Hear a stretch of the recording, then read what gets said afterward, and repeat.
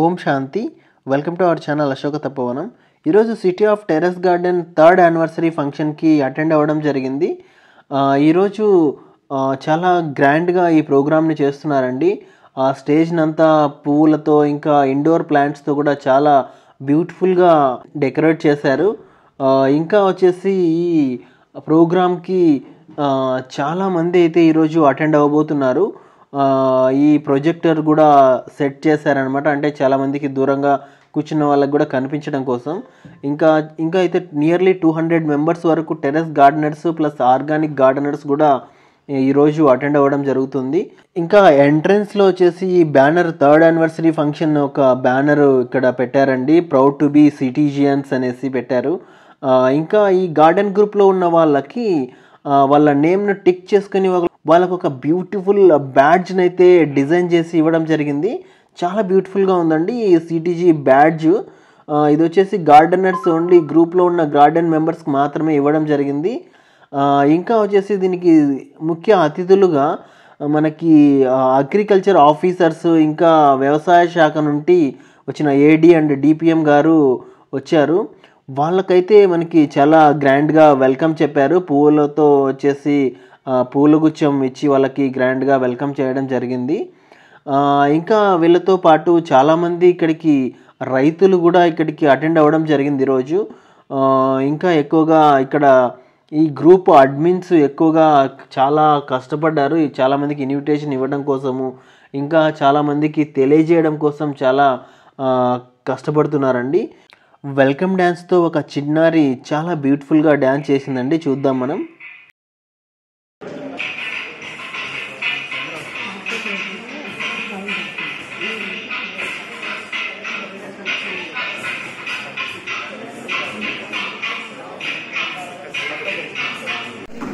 ఇక్కడ agriculture officer Nagaraju గారు ఇంకా ప్రవీణ్ గారు, డిపిఎం ప్రవీణ్ గారు చాలామంది అతిథులు అయితే ఈరోజు ఆ ప్రోగ్రామ్కి అటెండ్ అవ్వడం జరిగింది.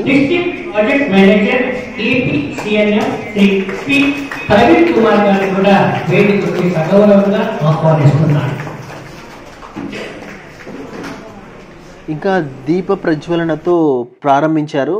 దీప ప్రజ్వలన తర్వాత ఇంకా ఇక్కడ మనకి రిటర్న్ గిఫ్ట్లు కూడా చాలా వెరైటీస్ అయితే తెప్పించారు. ఇంకా క్యాబేజీ కానీ ఇంకా చాలా రేర్ వెరైటీస్ ఇవ్వటానికి కోసం తెప్పించారు. ఇంకా ఇక్కడ స్టాల్స్ కూడా ఏర్పాటు చేశారనమాట. అంటే ఆర్గానిక్గా పండించిన రైతులు ఎవరైతే రసాయనిక ఎరువులు కానీ పెస్టిసైడ్స్ వాడకుండా పండించిన పంటలను కూరగాయలను ఇక్కడ అమ్మటం కోసం కూడా ఒక స్టాల్ను పెట్టారనమాట. ఈ చుట్టుపక్కల ఉండే రైతులు కొంతమంది కొన్ని ఎకరాల్లో కొన్ని కూరగాయలు కూడా పండిస్తున్నారు ఆర్గానిక్గా. వీళ్ళు రైతు బజార్లో కూడా వీళ్ళ స్టాల్ ఉంటుందండి. ఎవరైనా కావాలంటే రెగ్యులర్గా కూడా వాళ్ళ స్టాల్లో కొనుక్కోవచ్చు. ఇంకా చూడండి చాలా ఫ్రెష్గా ఈ కూరగాయలు అయితే వాళ్ళు ఎలా పండిస్తున్నారు అనే విధానాన్ని కూడా వాళ్ళు వివరిస్తున్నారు.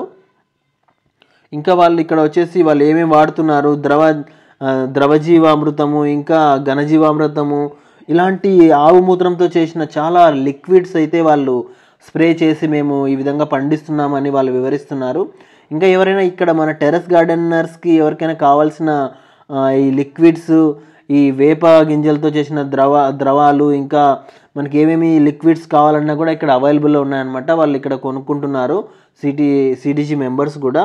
ఇంకా చాలా రకాల ఇక్కడ కషాయాలు అయితే ఉన్నాయండి. ఇక్కడ వీటన్నిటి కూడా మనం స్ప్రే చేసి ఈ కీటకాలు కానీ ఇంకా ఏదైనా తెగుళ్ళు కానీ నివారించి చేస్తున్నారు. వీళ్ళకి కూడా ప్రభుత్వం నుంచి కూడా చాలా సపోర్ట్ ఉందండి ఆర్గానిక్గా పండించే వాళ్ళకి. స్టార్టింగ్లో అయితే వాళ్ళు ఎక్కువగా రసాయనికాలు పండించేవాళ్ళు. ఇప్పుడు ఆర్గానిక్గా చాలామంది ఫుడ్ కోసం ఎక్కువగా చూస్తున్నారు కాబట్టి ఈ విధంగా కూడా ఇప్పుడు రసాయనిక ఎరువులను వాడకుండా ఈ ఆర్గానిక్ పద్ధతిలో ఎక్కువ పండిస్తున్నారు రైతులు కూడా. చూడండి క్యారెట్ ఎంత ఫ్రెష్గా వచ్చేసిందో, చాలా ఎక్కడ కూడా ఎలాంటి రోగాలు ఎలాంటి ఇది లేకుండా కూడా చాలా ఫ్రెష్గా ఉన్నాయి. సో ఇక్కడ వెరైటీస్ ఇవన్నీ కూడా ప్యాక్ చేస్తున్నారు రిటర్న్ గిఫ్ట్స్ ఇవ్వటం కోసం కూడా. ఇక్కడ రేర్ వెరైటీస్ ఇంకా కొన్ని జామ మొక్కలు వచ్చిన వాళ్ళకి గెస్ట్లకు కూడా గిఫ్ట్లు వచ్చేసి ప్యాక్ చేస్తున్నారు. ఇక్కడ డిపిఎం ప్రవీణ్ గారు ఇంకా చాలామంది ఇక్కడ వివరిస్తున్నారనమాట ఏ విధంగా మనకి టెర్రస్ గార్డెనర్స్కి కూడా ఏ విధంగా హెల్ప్ అవుతుంది, వ్యవసాయ శాఖ నుంచి ఏ విధంగా హెల్ప్ చేయగలం మేము వినమ్రతతో వాళ్ళు అడుగుతున్నారు ఏం చేయాలనేసి. ఎట్లుంటాయి కలర్ పాలాకులో పాలు చెప్పు. వైట్ కలర్ ఉండవు పాలు, వైట్ కలర్ ఎట్లుంటాయి? పాప వచ్చేసి పాలకులో పాలు ఉంటాయా అనేసి వాళ్ళని అడుగుతున్నారు, ఫన్నీగా వాళ్ళు మాట్లాడుతున్నారనమాట. ఇంకా వచ్చేసి ఇక్కడ వాళ్ళు ఏవైతే పండించారో ఇక్కడ చూడండి, పసుపు వచ్చేసి చాలా రకాల పసుపును వాళ్ళు పండించారు, అవి తీసుకొని వచ్చారనమాట. ఇక్కడ మైదుకూరు పసుపు అనేసి ఒక రకము. ఇంకా వచ్చేసి ఇక్కడ ఒక బాలచంద్ర బ్రదర్ అనేసి, ఆ బ్రదర్ వచ్చేసి శాశ్వత యోగిక వ్యవసాయం ద్వారా పండిస్తున్నారు. అంటే మెడిటేషన్ ద్వారా వాళ్ళకి వైబ్రేషన్స్ ఇచ్చి పాజిటివ్ వైబ్రేషన్స్తో ఈ లగ్డంగ్ అనే పసుపు అనమాట, మేఘాలయ నుంచి ఈ పసుపును తెప్పించి వీళ్ళు 1 ఎకరం పైన పండిస్తున్నారు. దీనికి రసాయనికాలతో పండించిన పసుపుకి చాలా డిఫరెన్సెస్ అయితే ఇక్కడ మనకి వివరించి చూపిస్తున్నారు. చాలా డిఫరెన్స్ ఉందండి దీని వెయిట్ కూడా దానికి కంపేర్ చేస్తే చాలా వెయిట్ ఉంది ఈ రెండు కంపారిజన్ చేసినప్పుడు. సో ఇక్కడైతే చాలామంది వచ్చి ఉన్నారు. ఇంకా లంచ్ కూడా ఇక్కడ అరేంజ్ చేశారు అందరికీ, చాయ్ అండ్ లంచ్ కూడా చాలామంది ఇక్కడ చేస్తున్నారు. చాలా మంచిగా అందరూ భోజనాలు ఇక్కడే చేసేస్తున్నారు. చూడండి ఎంతమంది వచ్చేసి గార్డెనర్స్ వచ్చారో. మన చుట్టుపక్కల ఉండే గార్డెనర్స్ అందరూ కూడా ఈరోజు హ్యాపీగా ఒకరినొకరు మీట్ అవ్వడము, ఒకరినొకరు నచ్చా మీరేం పండిస్తున్నారండి, మీరు ఏమేమి రకం పండిస్తున్నారు, మీ దగ్గర ఏదైనా సీడ్స్ ఎక్స్ట్రా ఉన్నాయా, మేమేం పండిస్తున్నాం, మీరు ఏదైనా తెగుళ్ళు వచ్చినప్పుడు ఏం చేస్తున్నారని ఒకరికొకరు ఈ విధంగా మాట్లాడుకోవడం వల్ల గార్డెనర్స్లో ఇంకా ఉత్సాహం పెరుగుతుందన్నమాట. ఇంకా ఈ విధంగా చాలామందికి కూడా వాళ్ళకు తెలియజేయడం, వాళ్ళకు ఫ్రీ సీడ్స్ ఇస్తే పండించలేని వాళ్ళు కూడా వాళ్ళకి సీడ్స్ ఇవ్వడం వల్ల వాళ్ళు కూడా గార్డెనింగ్ స్టార్ట్ చేయడం జరుగుతుందన్నమాట. ఒకరిని చూసుకొని ఒకరిని ఈ విధంగా చాలామంది గార్డెనర్స్ పెరగడం జరిగింది. లాస్ట్ 2 months నుంచి 100 members ఉండేవాళ్ళు ఇప్పుడు 200 members వరకు మనకి గ్రూప్లో జాయిన్ అయ్యి మేము కూడా పండించుకుంటున్నామండి మా ఆకుకూరలని వాళ్ళు మనకి చెప్తుండటంతో చాలా హ్యాపీగా ఒకరినొకరు పలకరించుకుంటూ చాలా హ్యాపీగా అయితే గడిచిందనమాట ప్రోగ్రాము.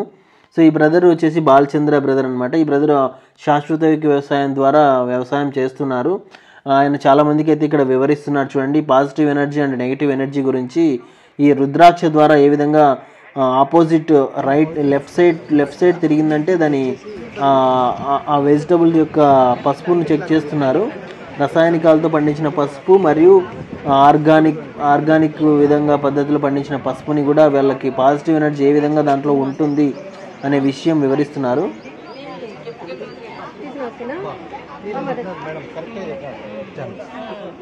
దీన్ని వచ్చేసి only negative energy positive energy. ఈ అగ్నిహోత్రము చేయడం ద్వారా మొత్తం పాజిటివ్ ఎనర్జీ మాత్రమే అప్పుడు ఇది వచ్చేసి మొత్తం పాజిటివ్ ఎనర్జీతోనే మీరు తేడా చూడొచ్చు. ఇది వచ్చేసి అన్బిలీవబుల్ అంటే మనకు ఊహకు అతీతంగా ఉంటుంది. ఎందుకంటే ఆకాశంలో 80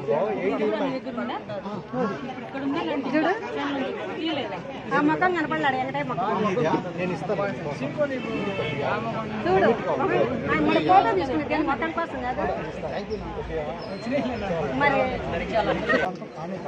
అంత పాజిటివ్ ఎనర్జీని యూనివర్స్లో నుంచి డంపింగ్ చేస్తుంది అన్నమాట.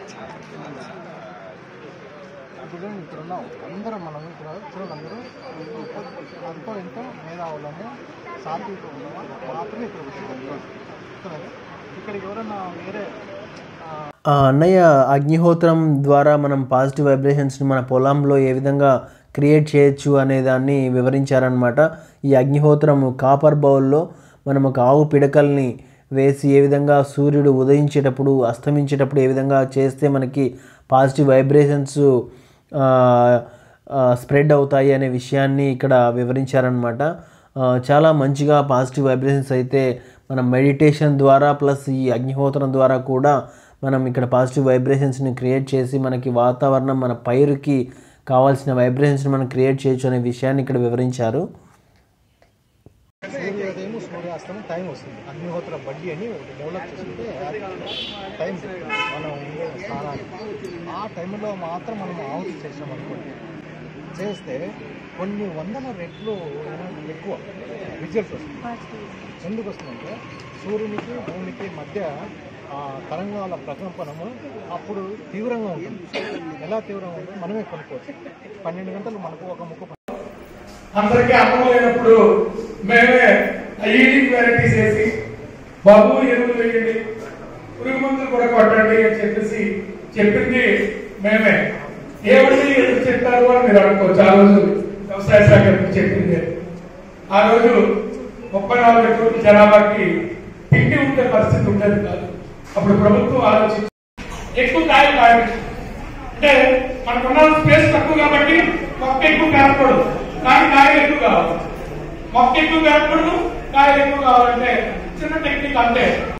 ఇప్పుడు ఇది జామ పండు చూడండి, 1, 2, 3, 4 ఆకులు.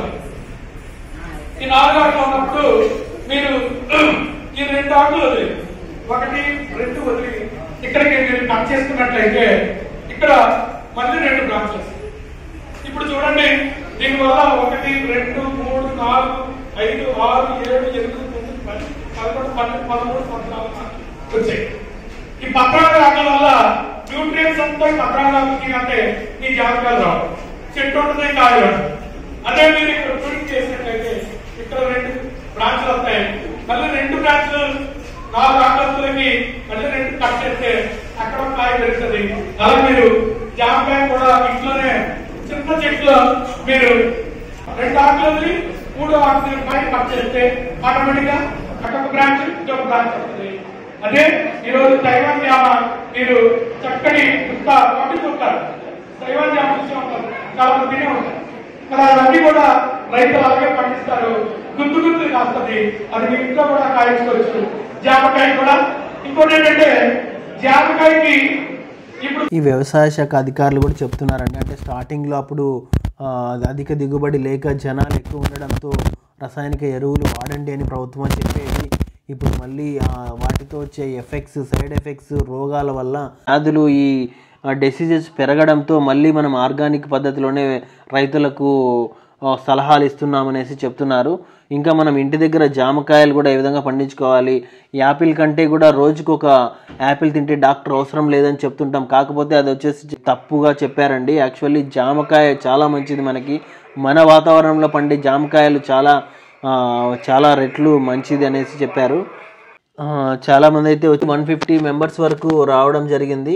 చూడండి, అందరూ కూడా గార్డెనర్స్ ప్లస్ రైతులండి. చుట్టుపక్కల ఆర్గానిక్ పద్ధతిలో పండించే రైతులందరూ కూడా ఇక్కడికి వచ్చారు. ఇంకా ఈ వ్యవసాయ శాఖ నుంచి వాళ్ళు ఇచ్చే సలహాలను కూడా తీసుకున్నారు. సో ఫైనల్గా అయితే గార్డెనర్స్ అందరికీ కూడా వెజిటబుల్ నార్ని రిటర్న్ గిఫ్ట్గా ఇచ్చారనమాట. ఇంకా ఒక జామ మొక్కను కూడా మనందరికీ కూడా ఇవ్వడం జరిగింది. సో మీరు కూడా గార్డెనింగ్ స్టార్ట్ చేస్తారని ఆశిస్తూ, ఇంకా ఈ ఛానల్ని ఎవరైనా సబ్స్క్రైబ్ చేసుకున్న వాళ్ళు ఉంటే please subscribe and watch this channel. Thank you for watching. ఓం శాంతి.